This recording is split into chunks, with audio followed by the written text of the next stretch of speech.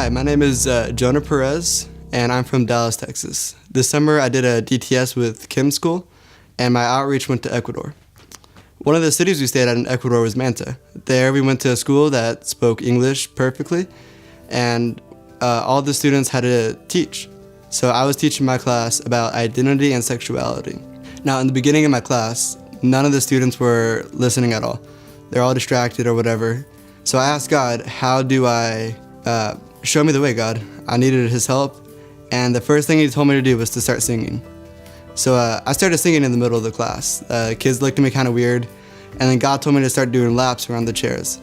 So I took laps around the class. People looked at me like they were even weirder. And then he told me all these crazy things. I mean, at one point I was standing on one of the kids' desks while I was teaching.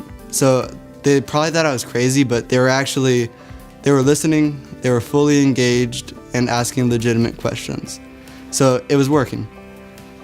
So about the end of my teaching, the lady I've been working with, her name is Alexandria, she came up to me and started yelling to me about how the Holy Spirit's doing something right now, and she pushed me off to the side.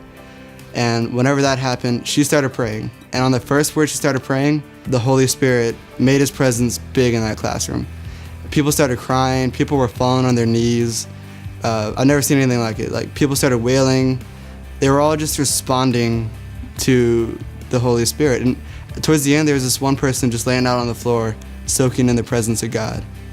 There were 5 people in that room who weren't responding at all in that corporate setting.